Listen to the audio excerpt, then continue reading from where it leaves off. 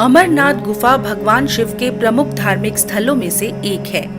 यहाँ की प्रमुख विशेषता पवित्र गुफा में बर्फ से प्राकृतिक शिवलिंग का निर्मित होना है। प्राकृतिक हिम से निर्मित होने के कारण इसे स्वयंभू हिमानी शिवलिंग भी कहते हैं। आषाढ़ पूर्णिमा से शुरू होकर रक्षाबंधन तक पूरे सावन महीने में होने वाले पवित्र हिमलिंग दर्शन के लिए लाखों लोग यहाँ आते हैं। गुफा में ऊपर से बर्फ के पानी की बूंदें जगह जगह टपकती रहती हैं। यहीं पर एक ऐसी जगह है जिसमें टपकने वाली हिम बूंदों से लगभग 10 फुट लंबा शिवलिंग बनता है। चंद्रमा के घटने बढ़ने के साथ साथ इस बर्फ का आकार भी घटता बढ़ता रहता है। श्रावण पूर्णिमा को यह अपने पूरे आकार में आ जाता है और अमावस्या तक धीरे धीरे छोटा होता जाता है। आश्चर्य की बात यही है कि यह शिवलिंग ठोस बर्फ का बना होता है, जबकि गुफा में आमतौर पर कच्ची बर्फ ही होती है जो हाथ में लेते ही भुरभुरा जाती है। मूल अमरनाथ शिवलिंग से कई फुट दूर गणेश, भैरव और पार्वती के वैसे ही अलग अलग हिमखंड हैं। बाबा अमरनाथ में शिवलिंग के अद्भुत स्वरूप के अलावा इस गुफा में रहने वाला कबूतरों का जोड़ा भी तीर्थ यात्रियों का ध्यान खींचता है। तो क्या है अमरनाथ गुफा में 2 कबूतरों का रहस्य? आइए जान लेते हैं। पुराणों के मुताबिक शिव ने पार्वती को इसी परम पावन अमरनाथ की गुफा में अपनी साधना की अमर कथा सुनाई थी, जिसे हम अमरत्व कहते हैं।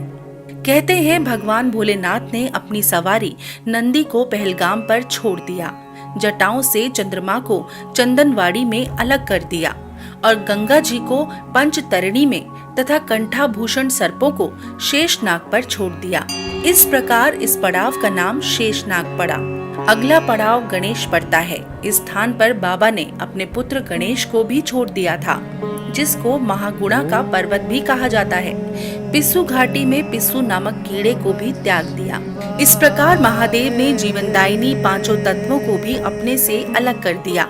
इसके बाद माँ पार्वती साथ उन्होंने गुप्त गुफा में प्रवेश किया और अमर कथा माँ पार्वती को सुनाना शुरू किया।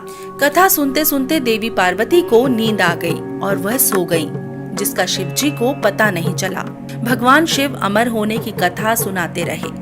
उस समय 2 सफेद कबूतर शिवजी से कथा सुन रहे थे और बीच बीच में गूं गूं की आवाज भी निकाल रहे थे। शिवजी को लगा कि माता पार्वती कथा सुन रही हैं और बीच बीच में हुंकार भर रही हैं। इस तरह दोनों कबूतरों ने अमर होने की पूरी कथा सुन ली। कथा समाप्त होने पर शिव का ध्यान पार्वती की ओर गया, जो सो रही थी। जब महादेव की दृष्टि कबूतरों पर पड़ी तो वे क्रोधित हो गए और उन्हें मारने के लिए आगे बढ़े। इस पर कबूतरों ने भगवान शिव से कहा कि हे प्रभु, हमने आपसे अमर होने की कथा सुनी है।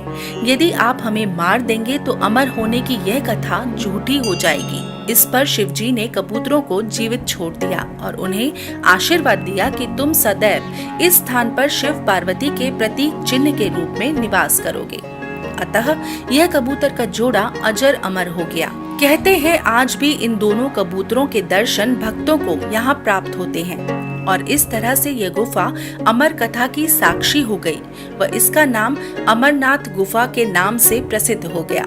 एक अन्य कथा के अनुसार एक समय महादेव संध्या के समय नृत्य कर रहे थे। अचानक भगवान शिव के गण आपस में ईर्ष्या के कारण कुरु कुरु शब्द करने लगे। महादेव ने उनको श्राप दे दिया कि तुम दीर्घ काल तक यह शब्द कुरु कुरु करते रहो।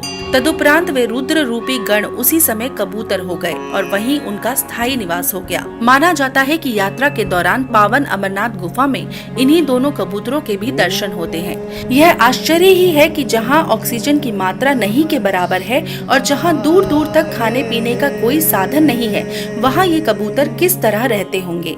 अमरनाथ की गुफा में रहने वाले ये 2 कबूतर अजर अमर हैं। आज भी इन कबूतरों का दर्शन भक्तों को प्राप्त होता है।